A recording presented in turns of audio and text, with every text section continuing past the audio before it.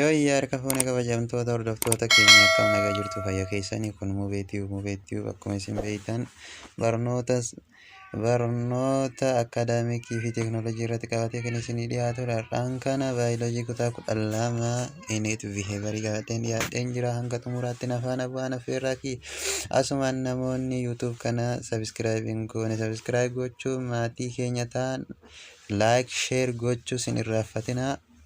Daarektaa eegallu ilaallaa maal jechuudha ineet biheevariin kun jecha haaraa isinitti fakkaatuu danda'a. Namooti baay'ee kan vaakaabulariidhaan deemtan salphaa isinii ta'uu danda'a. Wanti isin beekuu qabdan qorumsarra ni dhufa. Wanti kun qorumsarratti hin hafu. Waa'ee isa kana dirqama sirriitti adda baafatuu qabdan. Ani siimpilii isinitti himaa bifa ani isinii hime kanaan dubbisnaan shuur qorumsi fe'ee yoo dhufe inni deebistuu koonseptii baay'ee salphaadha. What is innate behavior? Innate behavior laterally mean inborn. Laterally means jechuun daraqumatti yoo ibsine jecha akkanumatti ibsinuun inborn jechuudha. Kan dhalootaa jechuudha. Laterally means inborn jechuudha. Bakka kan dhalootaa jenneeti.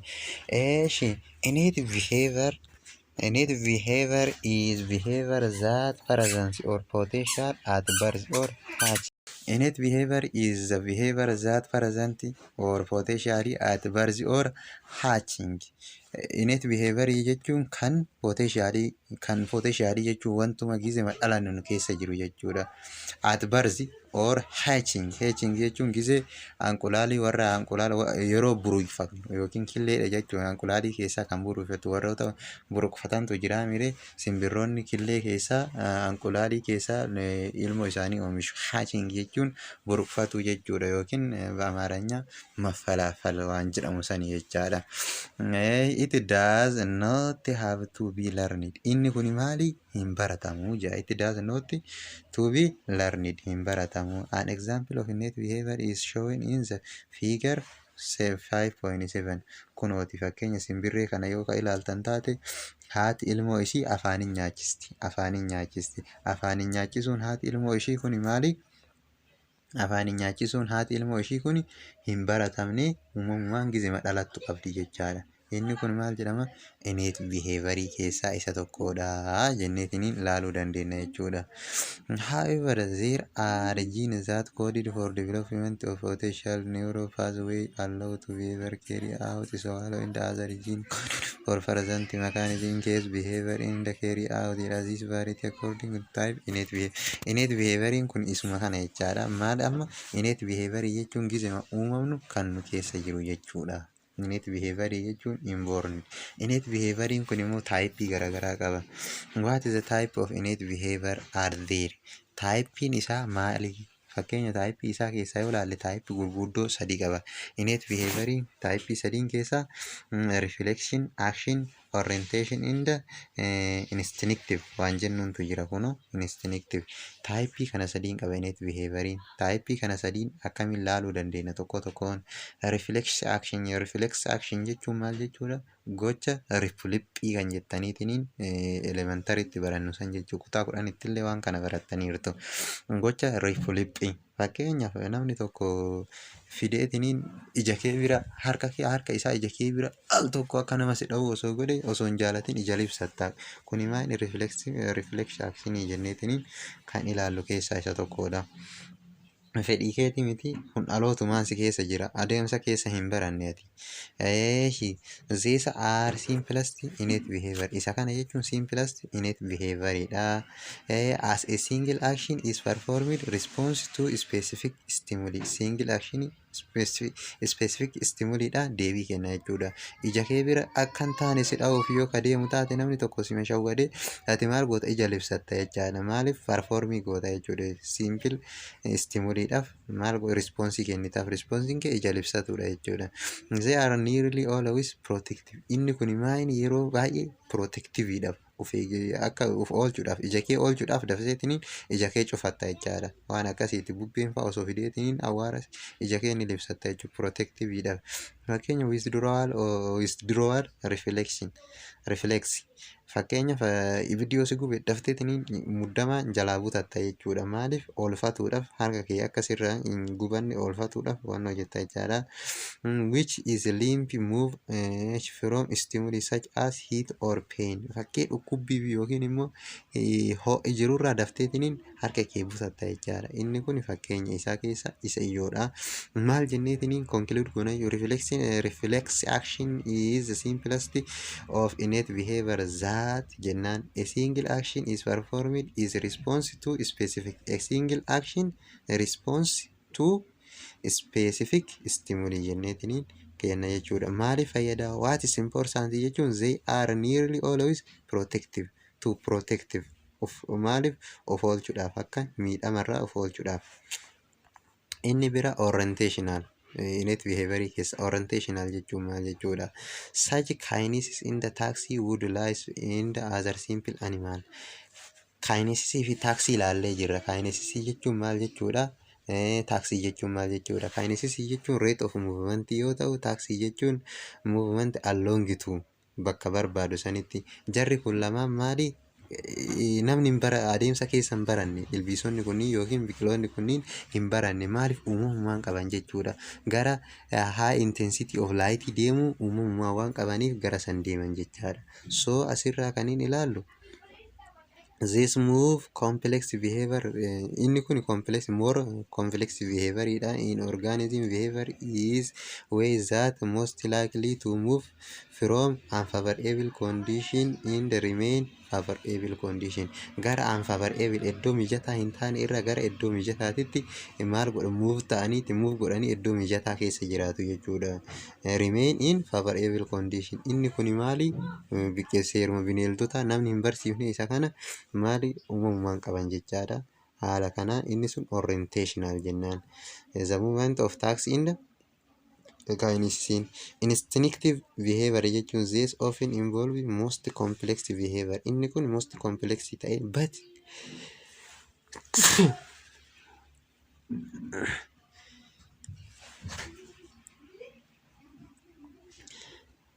there is always fixed action pattern.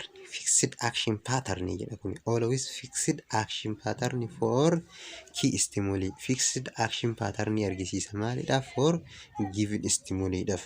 Fakkeenyaaf namni simbirroon mana ni ijaarti, beekamaadha. Simbirroon mana ni ijaarti. Mana ijaaruu ishee kun maali? Uumamumaan qabdi jechaadha. Sammuu keessa uumamumaan ishee keessa jira. Inni akkasii kun maal jenna? Fixed action behavior. Simbirroon mana ijaaratu, saartuun fakkeenyaaf sharariitiin mana saaratu, wanti akkasii kunniin maali? Fixed action behavior'dha. Maal jennaan? Instinctive jennaan. Instinctive, what is instinctive jedhanii yoo isin gaafatan fixed action pattern for key stimuli jettaan. Stimuli ta'e tokko fixed action pattern argisiisu. Uummata akka waggaa guutuu jechuudha. Fakkeenyaaf simbirroon barana dhalatte, tabara dhuftu dhalatte, tabara itti aanu dhalatte hundi ishiitu jechuudha. Waluma fakkaata hojiin isaanii fixed action pattern jechuun akkasi. Waluma fakkaata. Weebii haaluma tokkoon diizaayinii moodarni godhan jettu.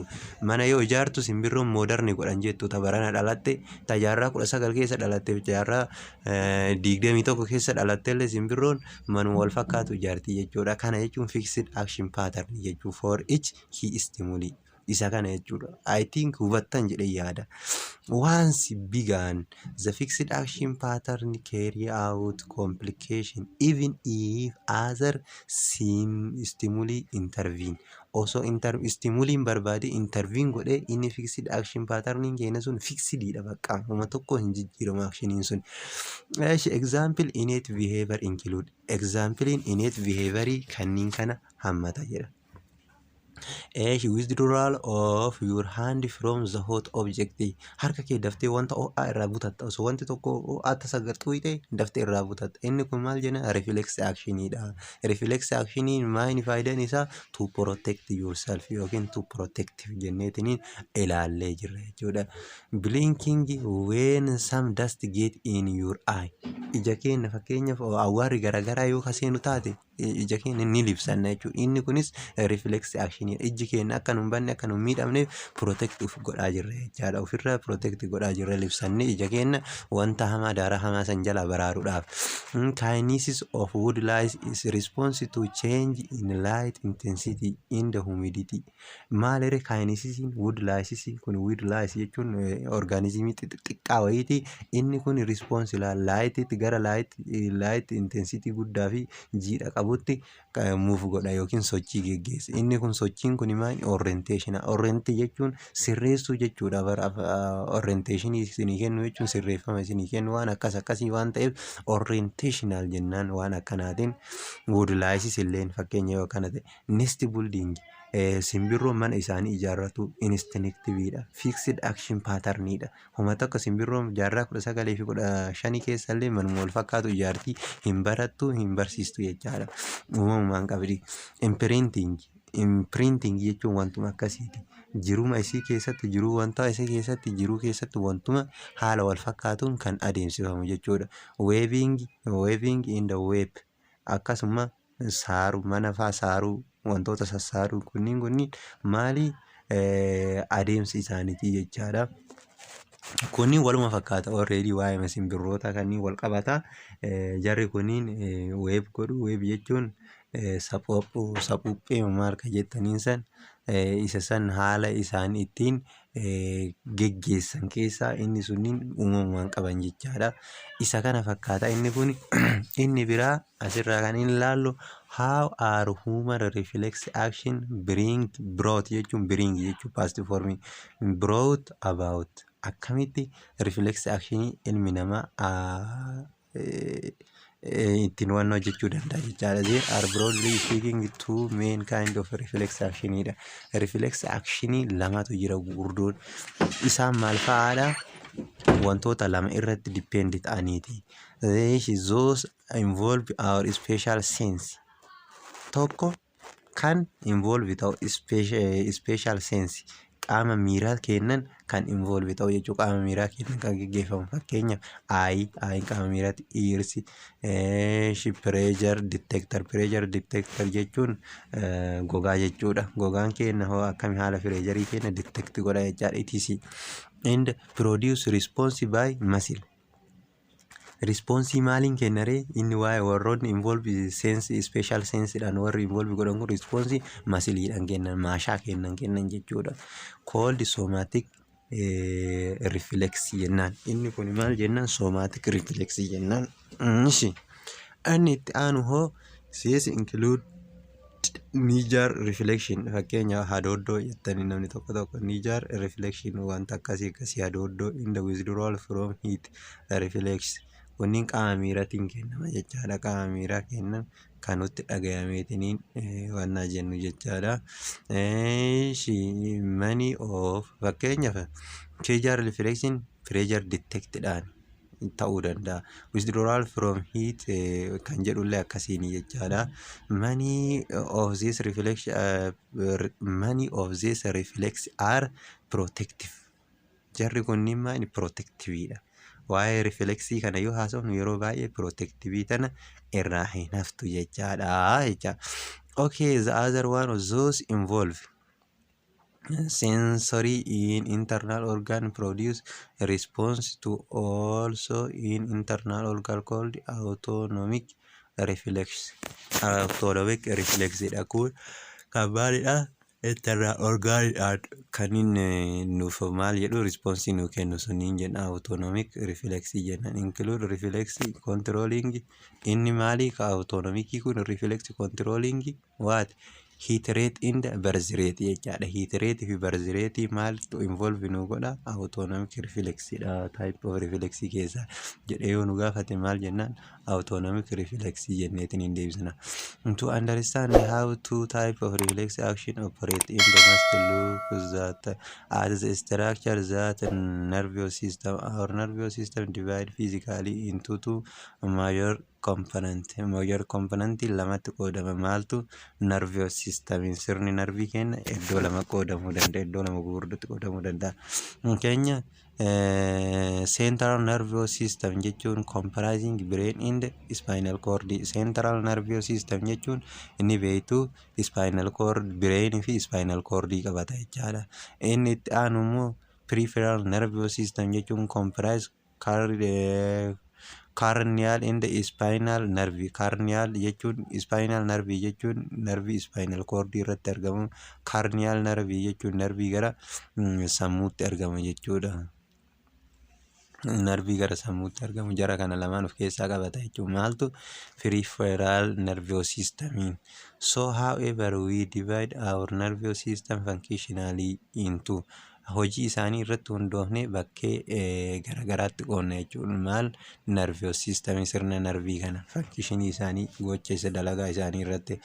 Somatic nervous system jechuun include integrating information from a special sense to produce response.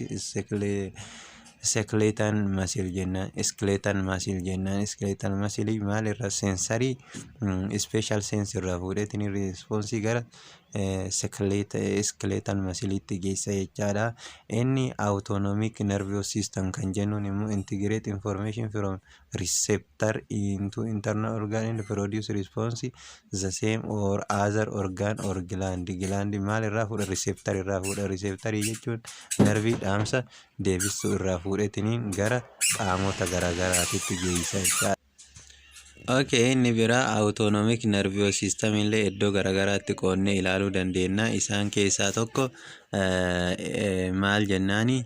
Sensory division jennaan. Autonomic isa kan keessa sensory division jechuun transmit sensory nerve impulse into central nerve. Sensory nerve irraa kaasee nervii sensory irraa nervii miiraa irraa kaasee impulse jechuun message gara malee central nervous system itti geessa jechaadha. Sympathetic division jechuun transmitting impulse from central nerve. Amma central nerve irraa kaasee sympathetic kun into organ itti geessa. Generally preparing body for what? Fighting, flighting, loluudhaaf yookiin jalaa baqachuudhaaf. For example, increasing cardiac output in the pulmonary ventilation. Maal godhaa? Cardiac output kenna sirri dabala jechuudha. Pulmonary ventilation kennallee ol guddisa jechuudha. Sababni yookiin haa jalaa baqatuuf yookiin immoo akka sodaateef, fakkeenyaaf sodaa, baqannaa, faayitingii, nama wal loluu fakkeenyaaf miira addaa kennuufi jechaadha. Inni kun maal irratti hundaa'a? Hormoonii irratti hundaa'a. Adrenal hormoonii wanta jedhamu tokko jira. Adrenal hormoonii irratti wal qabatee isaan akka hormooniin kun maal jedhaan? Central irraa gara orgaanii. Central akkana godhi jedheetiniin maal sammuudha jechuudha. Central nervous jechuun central sammuu irraa fuudheetiniin orgaanii qaamatti geessaa. Qaamni akka gootu yookaan beeytaatu boksii. Okay, inni biraa immoo parasympathetic division which act antagonistically to sympathetic branch in the peripheral body for rest in the repair. Inni kun maal godhaa? Qaama keenya maalitti ajaja jechaadha? Akka boqatu yookiin immoo akka of ijaaruuf ajaja. Decreasing cardiac output in the pulmonary ventilation. Gadi hir'isa jechuun waliif haaladha. Sympathetic fi parasympathetic garagara jechaadha. Inni kun for rest yoo ta'u, inni immoo for flight yookiin faayitiidha fi jenneetiniin adda baasneetiniin beekuu qabna jechaadha. Faayidaa isaanii. Inni biraa immoo what are biological clocks? Akkamii haalli lakkoofsa yookiin waan tarmiin biology jechaadha. Biology akkamitti tarmii wantoota lakkaawa yookiin meejar godha jechaadha. Fakkeenya sasalphootu jira garuu waliin ilaalame. The term biological clock used to describe some internal regulatory mechanisms that control various cycle response in living things. Inni kun maal jedhaa? Akkaataa wantoonni garagaraa mechanism yookiin saayikilii jireenya isaanii keessatti control godhanii. Both plant and animal show yearly, monthly, daily and other cyclic change in their are genetically programmed. jeenetikaalii piroogiraamdii isaanirra hundaa'anii bineeldotaa fi biqiloonni saayikilikii waqtiilee yookiin immoo ji'oota yookiin guyyaa hasabatanii jijjiiramuu danda'an jedha. Because these clocks are present in so many different type of organ wantoota difference qaba type organism irratti difference qabaachuu danda'an jecha. Biological believes that they have evolved independently in this group. There are example of convergent evolution convergent ilaaltaniirtu divergent inda convergent irratti ilaaltaniirtu indi isaaniitu of danda'eetiniin mataa ofii danda'eetiniin deema jechaadha. Guruupiin hundi isaaniitu saayikilik ofii qaba jechaadha. Daily rhythm jechuun tarmiin guyyaa jechuudha. Akkaataan guyyaan itti tarmi godhu yookiin lakkaayamu keessa inni akkaataan guyyaan itti lakkaayamu jetteetiniin fudhachuu dandeetta jechuudha. Tarmiin guyyaa daily rhythm called cardian rhythm jennaan. Cardian rhythm jennaan guyyaan jechuudha. Jijjiiramni guyyaa maal jenneetiniin waamna cardial rhythm. Wanti kun qorumsarra dhufti. Bara hedduu dhufteerti. What is the time of day isin jechuu danda'a. Cardial rhythm jechuudha. From Latin word critical jechuun critical means dies jechuun dies means day jechuudha. Cardial jechuun amma laala sirra carcha ka jedhu kana day jechuudha. Dial cardial jechuun tarmii yookiin immoo tarmii guyyootaa jechuudha. Cardial clock have two main feature. Feature lama qaba jechaadha. Inni feature guddaan guyyaan sa'aatii 24 qaba. Sa'aatii 24 keessaa maal goona? Yeroon tokko yeroo hirribaa ta'uu danda'a. Yeroon gariin immoo yeroo maal ta'uu danda'a? Yeroo hojii ta'uu danda'a jechaadha. So asirra we will persist with period of about 24 hours absence of environmental cue.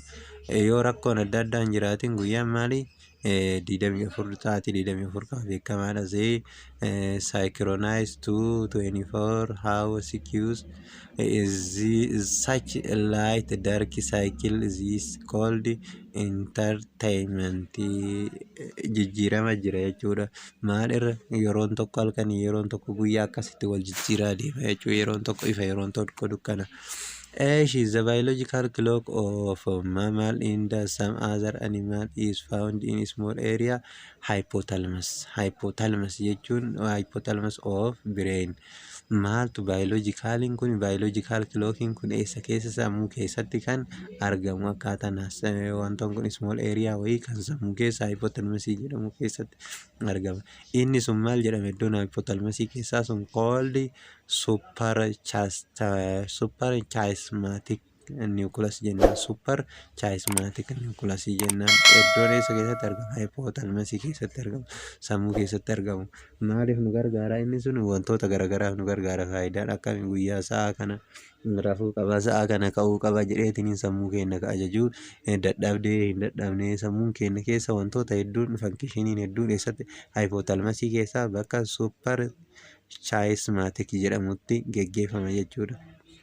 This send impulse inni kun impulse ergaa nu erga impulse to gland in the cold pineal gland. Pineal gland itti impulse erga jechuudha. Impulse pineal gland jechuun gland eessa keessa gar sammuu keessa jiru wayiiti which secrete hormone. Inni sun maal secrete maal jedhamu oomisha secrete hormone called melatonin during the night. Yeroo halkanii maal godhare melatonin kan jedhamtu hormoonii maddisiisa jechuudha. Pineal glandin kun melatonin hormoonii jedhamtu yeroo halkanii ni maddisiisa. Inni maaliif fayyada? Promote sleepfulness in the control sleeping wake cycle. Yeroo sleep yookiin hirribni dhufe jedheetiniin impulse nu erga jechuudha. Hirribni dhufuun melatonin hormoonii melatonin jedhamu kana yoo maddisiise jechuudha. Namni hormoonii kana sirriitti yoo maddisiise hirriba gahaa rafa jechuudha. Hormooniin kun dhabamu jechuudha. Hirribni dhabamu jechuun hormooniin kun madduu dhabuudha jechuudha. Hormooniin meelaatooniin jedhamu yoo sirraan hin maddi yookiin sekireetti nuun ta'in rakkoon hirribaa ni dhufa. Sababni rakkoon hirribaa dhufuun keessaa hormooniin kun namni sammuun keenya yoo ka cinqamu taate hormoonii kana maddisiisuu hin danda'u jechuudha. Waan kana ta'eef cinqiin hin barbaachisu. Hirriba rafuudhaaf akka hormooniin kun nu madduuf hirriba keenya gahaa rafuudha, cinqamuu dhabuudha, yaadota garaagaraatiin qabamuu dhabuudha jechaadha. Because of this, if we did not have other cue, wake up and send us to sleep, may expect to have different sleeping cycle in the summer compared to winter. Waqtii irratti hundoofneetiin hirribni keenya garaagarummaa qabaachuu danda'a jechuudha. Riisarchiin namoota irratti geggeeffamanii jira. Namni yeroo gannaa hagam rafaa, yeroo bonaa hagam rafaa waan jedhu kanaa fi kan kana fakkaatan wantooti geggeeffamanii jira. Inni sun salphaadha waan ta'eef waa'ee isa sanii baay'ee ilaaluuf hin deemnu. Amma kan tokko ijoon inni jiru many other animal show carnal rhythm. Carnal jechuun carnal rhythm means kan waggaa jechuudha. Amma tarmii waggaa jechuudha. Waggaadhaan kan maal ta'u waggaadhaan kan jijjiiramu jechuudha. Kan ji'aan jijjiiramu immoo manzilii jennaan. Kan waggaati amma kan waggaa ilaalle jechaadha. Carnal rhythms jennaan. Migration for example, migration fakkeenya ganna bineeldonni tokko ni baqatu gara tokko irraa gara tokkotti migration godhan jecha sochii geggeessu jechaadha. Inni biraa immoo hibernation hin dhokatu yookiin maksiif godhu fakkeenyaaf dormantiif godhu jechaadha. Yeroo qorraa wayii biqiloonni dormantiif godhanii yookiin bineeldonni dormantiif godhanii turantu jira jechaadha. Coat growing fakkeenya rifeensa furdaa biqilchuu danda'u jechuudha yookiin isa san uffatuu danda'a. Arctic foxii fudhachuu dandeenya. Camouflage coloring jijjiiruu kalarii gaararreessuu jechuudha. Akka gaararraatti kalarii jijjiiruu jechuudha. Maaliif inni sunillee yeroo tokko kalarii jijjiirachuu danda'u jechaadha. Isa kanaa fi kan kana fakkaatu waa'ee isa kanaa yoo ilaalle har'aaf nu gayaa. Yeroo itti aanu instinctive behavior ilaalletiniin gara learned behavior tarra jechuudha. Har'aaf nu gayaa. Yoo isinitti tole viidiyoo kana like share gochuu isin irraanfatinaa. Isin hordoftoota tiyya. Bye for today. It is enough until we see together by next portion. Good luck.